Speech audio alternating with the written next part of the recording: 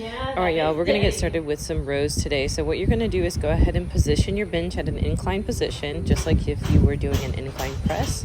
And then from there, you're going to straddle the bench, and you're going to go ahead and get some dumbbells that you like weight-wise.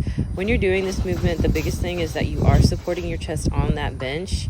And when you row up, you're going to pretend like there is a pencil in the middle of your back, and you're trying to squeeze it with your shoulder blades as you row. So you're just going to inhale at the bottom, exhale as you get to the top, while you execute this movement in order to get the best contraction.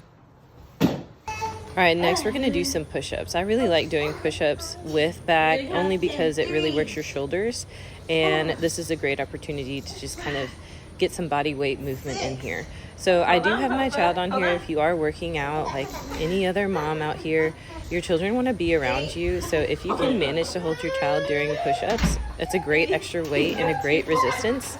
Just make sure that you are careful and safe and that you are communicating with your child. But you're going to inhale at the bottom, exhale at the top. And in order to modify this, which I believe I did when I did have my child on me, you go to your knees, make sure that your tummy is still really tight. And if you want to try a regular push-up, go for it. Next, this is going to be a self-supported row. So that just means that you are supporting your body weight on one leg as your other arm is performing the row. So here you're going to have a split stance, one foot in front of the other. Just to keep a nice stable base, you're going to have a wider stance. So legs are going to be apart, not one in front of the other. From there, you're going to have one hand on the front leg in order to support your body. And then from here, you're going to go ahead and inhale as you are going down.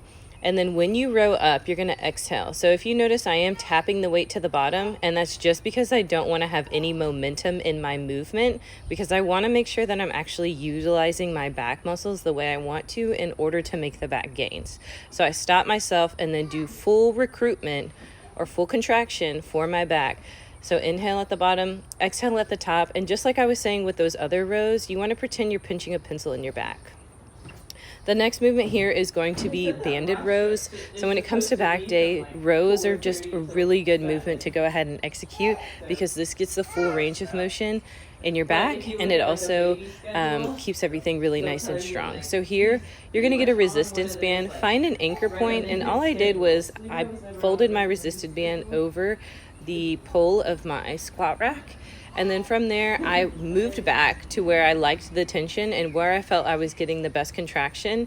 And then you're just going to do standing upright rows. So you're going to inhale as you go forward, exhale as you come back.